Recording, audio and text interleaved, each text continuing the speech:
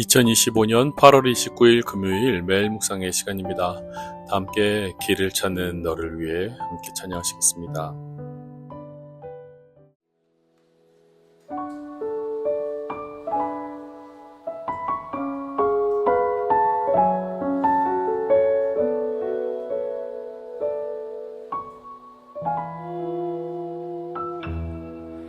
우리 걸어가는 삶 속에 갈림길이 있어도 주를 신뢰하는 그 길이 바로 당신의 길이네. 지쳐 쓰러지는 일들에 일어설 수 없어도 먼저 손 내밀어 일으킬 주의 손 잡고 가네.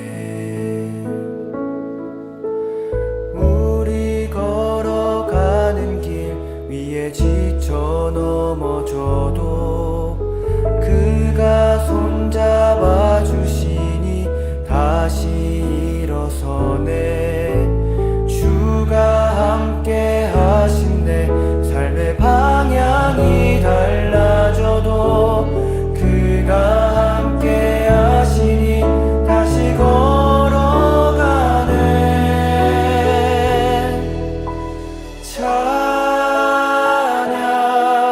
나의 길에 함께하는 주 찬양.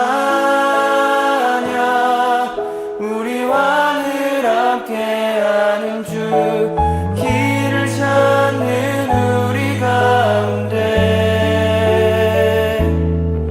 주가 중심 되시기 주가 함께하시기 우리 간절히 소망.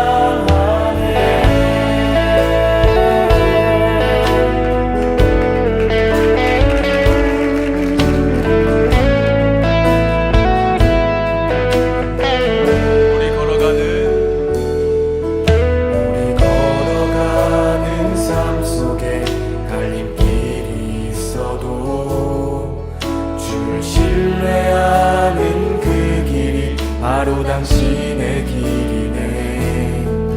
지쳐 쓰러지는 일들에 일어설 수 없어도 먼저 손 내밀어 일으킨 주의 손 잡고 가네.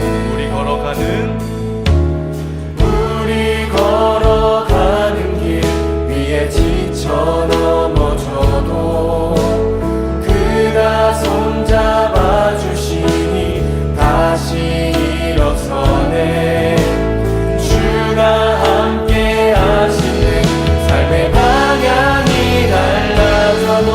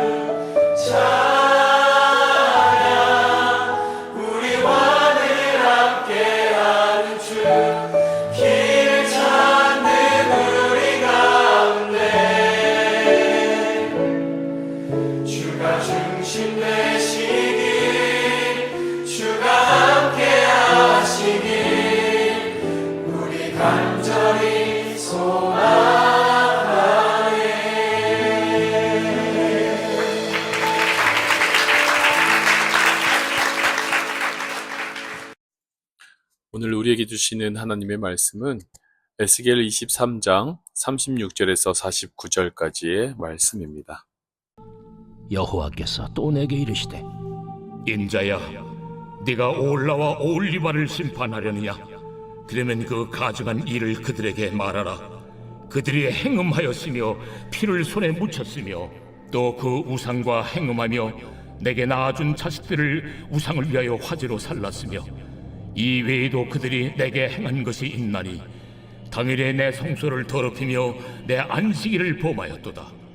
그들이 자녀를 죽여 그 우상에게 드린 그날에 내 성소에 들어와서 더럽혔으되 그들이 내 성전 가운데서 그렇게 행하였으며 또 사제를 먼 곳에 보내 사람을 불러오게 하고 그들이 오매 그들을 위하여 모욕하며 눈썹을 그리며 스스로 단장하고 화려한 자리에 앉아 앞에 상을 차리고 내 향과 기름을 그 위에 놓고 그 무리와 편히 짓거리고 즐겼으며 또 광야에서 잡류와 술 취한 사람을 청하여 오매 그들이 팔찌를 그 손목에 끼우고 아름다운 관을 그 머리에 씌웠도다. 내가 음행으로 쇠한 여인을 가리켜 말하노라. 그가 그래도 그들과 피차 행음하는도다.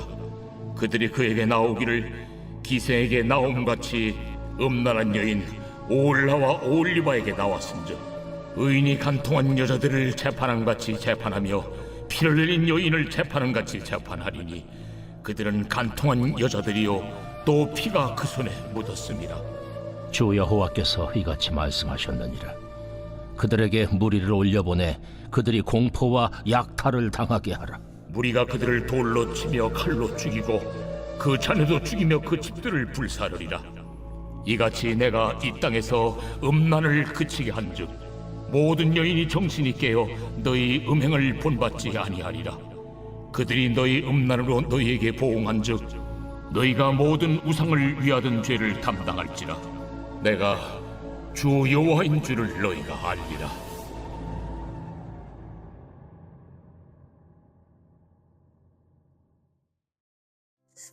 샬롬, 여러분 오늘도 좋은 아침입니다. 즐거운 하루 잘 시작하셨어요? 오늘도 우리 함께 기도하고 시작할까요? 하나님, 오늘도 예수님의 보혈로 저를 덮어주세요. 하나님, 제 입에 파수꾼을 세워주세요. 하나님, 저의 생각과 행동을 주님의 길로 인도해 주세요. 예수 그리스도의 이름으로 기도드립니다. 아멘. 여러분, 한국 문화 중에 세계인들이 낯설어하는 문화가 있습니다. 요즘 워낙 한국이 주목받다 보니까요, 이와 관련된 이슈들이 종종 언급되는 것을 보게 됩니다. 많이들 들어보셨겠지만 그건 공공운송수단에 있는 노약자 배려석이에요. 사실 다른 나라에도 몇몇 나라들이 있다고 하는데요, 그 실효성에 있어서는 모두들 별로 높지는 않다 이렇게 이야기를 하죠. 근데 우리나라에는 그것이 참 잘 운영되고 있어요. 특별히 요즘은 핑크석이라고 불리는 지하철에 임신 여성들을 위한 배려석이 유명하죠. 사실 종종 사람들은 그 자리에 앉는 것은 사실인데요, 대부분의 사람들이 조금이라도 불편한 여성을 보면 재빨리 일어나서 자리를 비워줍니다. 양보가 일상화되어 있는 한국에서는 이것이 사회적 체면과 연관되어 있다 보니 정말 중요하게 여기고 지켜가는 것은 아닐까 싶습니다. 이처럼 양보는 우리 사회에 정말 중요한 덕목이죠. 사회가 건강해지는 중요한 동력이기도 합니다. 하지만 양보에서는 안 되는 것들이 있어요. 양보가 가치와 충돌할 때 그런 상황입니다. 우리가 지켜야 하는 핵심 가치를 양보해달라고 하면 그때부터는 가치의 전쟁으로 바뀌는 겁니다. 만일 외국이 다른 나라를 침략하여서 그 나라의 가장 핵심적인 가치를 빼앗으려고 한다면 그것이 양보가 되겠습니까? 예를 들자면은 우리나라의 역사가 기억하고 있죠. 일본이 우리나라를 침략하였을 때 벌인 한국어 말살 정책과 같은 겁니다. 그 결과 한국 사람들은 해외에 살면서도 한국어를 하는 것이 한국인의 정체성에 얼마나 중요한지를 자녀들에게 더욱 가르치며 살게 되지 않습니까? 지켜야 하는 가치가 있다면 그것은 양보해서는 안 되는 겁니다. 그런데 하나님께서도 그와 같은 것들이 있죠. 오늘 말씀은 하나님의 중요한 가치, 거룩을 잃어버린 이들에 대한 하나님의 말씀입니다. 함께 나누어 볼까요? 여러분, 그리스도인은 뭐니 해도 거룩함을 지켜야 합니다. 하나님께서 인간을 지으시고 그들을 부르시고 자신의 자녀들이 지켜야 하는 아주 중요한 덕목 하나를 세우셨죠. 그것은 거룩함입니다. 레위기 11장 45절에 보면요. 나는 너희의 하나님이 되려고 너희를 애굽 땅에서 인도하여 낸 여호와라. 내가 거룩하니 너희도 거룩할지어다. 아멘. 하나님은 거룩한 분이시라고 소개하고 계세요. 그 거룩함은 자녀된 우리에게도 마땅히 지켜야 할 자세입니다. 그 거룩함은 하나님의 말씀을 지킬 때 세워질 수 있습니다. 왜냐하면 거룩함의 기준이 되는 것이 사실 세상은 저마다 다르고요. 그런 변하는 가치에서는 실제로 완전한 거룩함이 존재할 수 없기 때문에 그렇습니다. 거룩함은 하나님만이 기준이 될 수 있다는 것을 우리는 기억해야 합니다. 오직 성경 안에서 우리가 거룩을 찾아갈 때 우리는 하나님께서 원하시는 정결한 신앙을 가질 수 있다는 것이죠. 그러나 우리의 모습을 한번 점검해 볼까요? 우리가 가진 가치, 그리고 우리가 경험한 인생을 성경에 더 씌우려고 하는 일이 얼마나 많은지요. 성경을 해석하고 그 말씀을 그대로 받아들이려고 하기보다 나의 생각대로 판단하고 행동하는 일이 많아지고 있습니다. 아마 세상은 더 그 길로 가게 될 겁니다. 스스로가 주인 되는 삶을 버리고 싶지 않기 때문이죠. 여러분은 거룩한 주님의 자녀로서의 삶을 살아가고 계십니까? 이 정도면 됐다고 여기는 그런 마음은 없으신가요? 우리의 삶이 하나님의 말씀과 얼마나 연결되어 살아가고 있는지 점검해야 합니다. 나의 기준과 나의 판단이 아닌 하나님께서 보시기에 판단하는 마음으로 보아야 합니다. 오늘 말씀과 같이 겉을 화려하게 꾸미는 것이 거룩함이 전혀 아닙니다. 있는 것을 없어 보이게 만드는 기술도 기술이지만 그 안으로부터 진정으로 변화시키는 것이 거룩입니다. 우리가 사는 멕시코에서는 종종 기술자들을 부르면요. 겉에 있는 문제만 얼렁뚱땅 가능하게 만들고는 가버리는 경우가 종종 있습니다. 어떻게든 돌아가게만 만들고 그 다음은 나 몰라라 하는 것이죠. 예수님 당시에도 이런 문화가 있었습니다. 집벽이 더러워지면 유대인들은 석회를 발랐습니다. 그러면 다시 하얗게 된 벽을 볼 수 있죠. 우리가 페인트를 칠하는 것과도 같습니다. 그러나 그것은 겉면만 잠시 바꿀 뿐입니다. 내부를 바꾸지 않으면 다시 모든 것을 바꾸어야만 합니다. 여러분, 물이 새는 벽에 페인트를 아무리 칠해도요. 페인트는 금방 곰팡이가 생기고 떠버려서 벽면이 더 지저분해진다는 것은 우리 누구나 알고 있는 상식입니다. 그 모습을 우리 신앙에 접목해야 합니다. 내 마음이 바뀌지 않으면 겉이 바뀌지 않습니다.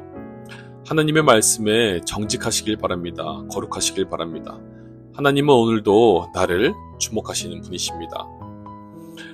두 번째로 그리스도인은 주님의 문화를 지켜가야 합니다. 오늘 말씀 38절을 보면요. 이 외에도 그들이 내게 행한 것이 있나니 당일에 내 성소를 더럽히며 내 안식일을 범하였도다. 아멘. 이 말씀을 보면 성소를 더럽히고 안식일을 범하였다는 말씀이 등장하죠. 이것은 모두 그리스도인의 문화입니다. 주님의 성소를 거룩히 여기고 주님의 날을 거룩히 지켜가는 것이 바로 우리가 하나님을 따라가는 그리스도인의 문화라는 것을 우리는 잘 알고 있습니다. 우리가 가진 문화, 예수 그리스도의 걸음을 따라가는 그 문화가 우리에게 있다는 것이죠. 그 문화를 가진 우리는요, 세상을 나아가서 기독교의 문화를 전파할 책임을 지닙니다. 저희 가족에게 있었던 일인데요. 아마 여러분도 몇몇 가정들은 겪어보셨을 일일 겁니다. 어머니께서 처음 신앙을 갖게 되시고 주님을 온전히 믿고 따라가고자 늘 헌금 생활을 열심히 하셨어요. 늘 가정 형편이 녹록지 않다는 것이 우리 가족의 늘 아킬레스건처럼 있었는데요. 그럼에도 불구하고 하나님을 향한 믿음은 너무도 확실해서 열심히 주님을 따라가며 가족 전도에 늘 힘쓰셨습니다. 그런데 이 일로 인해서 늘 박해를 받으셔야 했어요. 교회를 다니는데도 잘 살게 해주지도 못하는 신을 뭐하러 믿느냐며 할아버지의 구박을 들어야 했고요. 큰 고모댁은 좀 잘 사시는 편이셨는데요. 고모부께서도 어머니의 신앙을 조롱하시고 비웃는 날들이 많으셨습니다. 그렇게 헌금 바쳐서 언제 부자 될 거냐는 그런 식으로 말씀하시는 경우들을 저조차도 듣게 되었으니 말이죠. 그런데요, 지금은 그 고모부께서도 하나님을 믿게 되셨습니다. 잘 살지도 못하게 해주시는 그 신을 하나님이라고 믿고 따라가게 되셨습니다. 제 아버지께서 3남 3녀 친가뿐 아니라 저희 어머니 3남 4녀의 외가 때까지 대부분 어머니의 전도로 구원을 받아 살아가고 계십니다. 나누는 제 마음이 제 콧잔등이 시큰해지는데요. 어머니의 상황, 저의 가정의 형편이 그렇다고 뭐 나아진 것도 아니었어요. 근데 그 안에는 너무도 놀라운 고백이 있었습니다. 하나님이 나의 아버지시고 예수 그리스도께서 나의 구원자이시고 성령 하나님께서 나를 오늘도 붙들어 주신다는 놀라운 신앙의 고백이었습니다.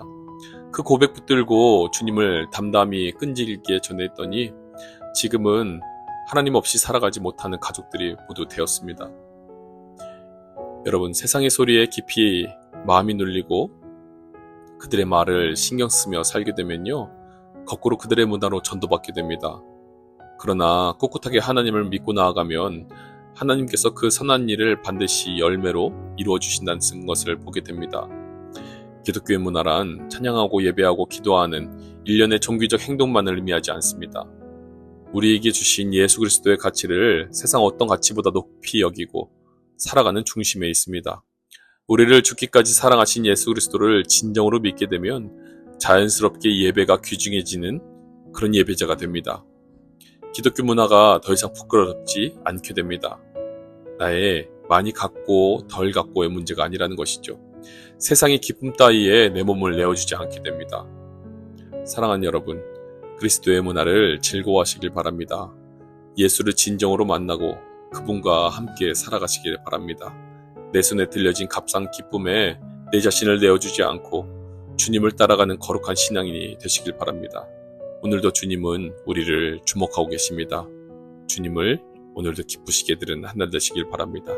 예수 그리스도의 이름으로 축원드립니다.